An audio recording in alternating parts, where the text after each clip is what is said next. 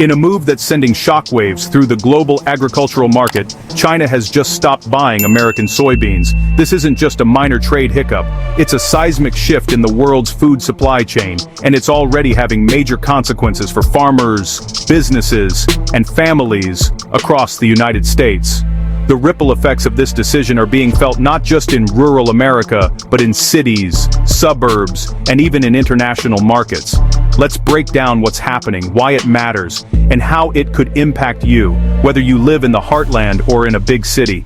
This story is about more than just soybeans. It's about the interconnectedness of our global economy, the livelihoods of millions, and the food that ends up on your table.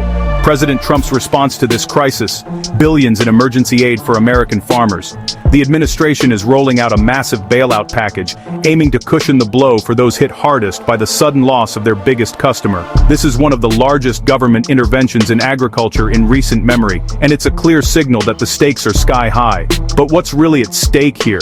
Let's start with the facts and the numbers behind this dramatic turn of events and explore how this crisis unfolded so quickly. For years, China was the #1 buyer of American crops, especially soybeans. In fact, more than half of all U.S. soybean exports used to head straight to China. These exports were a lifeline for American farmers, supporting not just individual families but entire rural economies.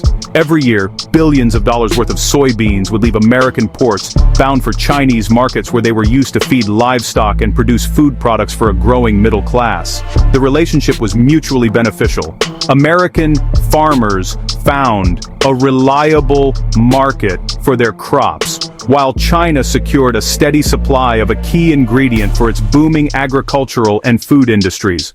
This trade partnership took decades to build, and it became a cornerstone of the global food system. But everything changed when the U.S. imposed new tariffs on Chinese goods as part of an escalating trade war. In retaliation, China announced it would halt all imports of U.S. crops in 2025.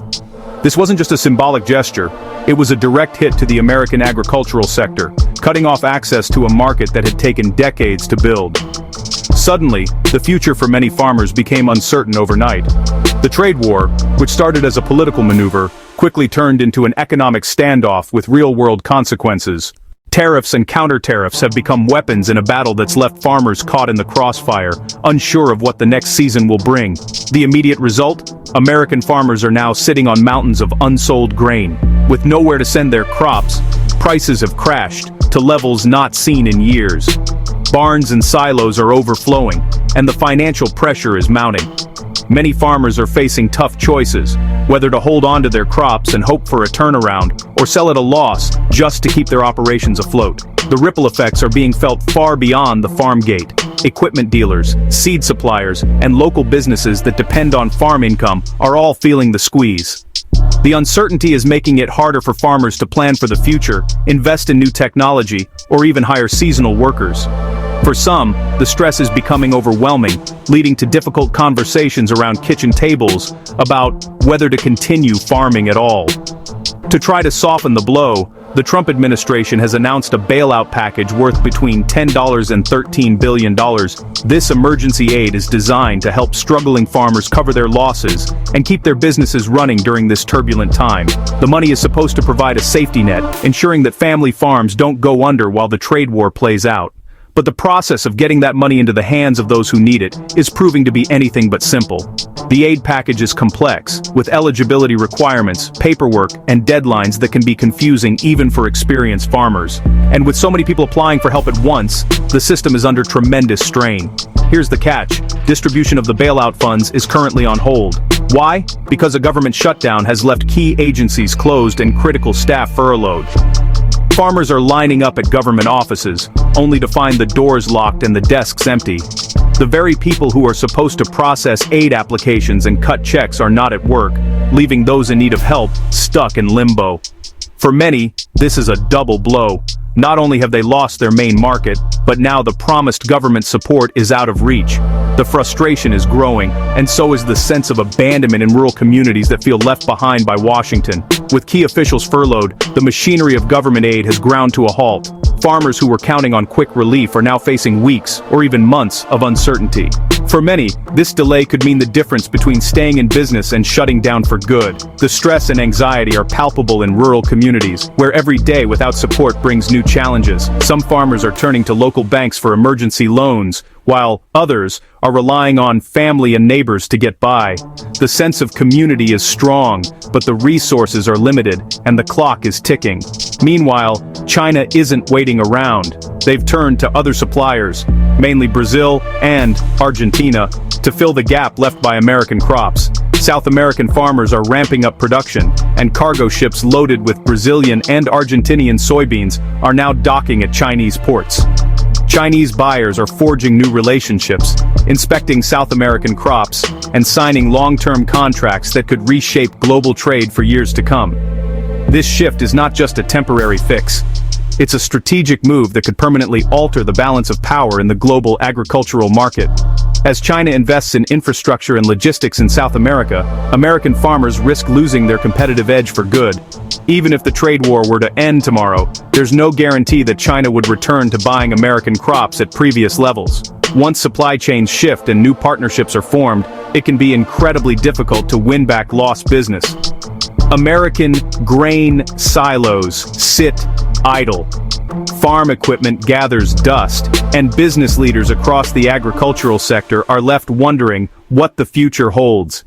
The uncertainty is making it harder for farmers to secure loans, invest in new equipment, or plan for next year's planting season. The long-term impact could be a permanent loss of market share, with ripple effects that last for generations. This crisis isn't just a problem for farmers. It's a problem for entire rural communities. When farms struggle, local businesses feel the pinch, grocery stores see fewer customers, schools face shrinking budgets, and small towns worry about their future. The economic health of rural America is closely tied to the success of its farmers, and when one suffers, the other does too. The effects can be seen in everything from declining property values to reduced funding for public services. In some areas, families are moving away in search of better opportunities, leaving behind empty homes and shuttered businesses. The social fabric of rural America is being tested like never before. And what about consumers? You might not think a trade war on the other side of the world would affect your weekly grocery bill, but think again. Changes in the global supply chain can lead to price swings at your local supermarket. Some products may become more expensive, while others could see price drops as unsold American crops flood the domestic market. Either way, shoppers are likely to notice changes in the cost and availability of everyday foods. For example, products that rely on soybeans, like tofu, soy milk, and even some processed foods, could see price fluctuations.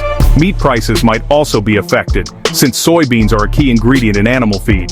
The impact could extend to restaurants, school cafeterias, and food manufacturers, all of whom are trying to navigate a rapidly changing market.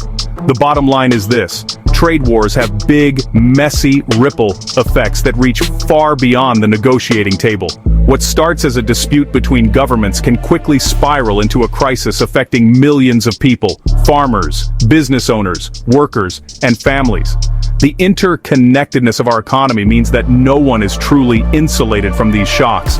Even if you don't live on a farm or work in agriculture, the consequences of these global disputes can show up in your paycheck, your grocery card, and your community.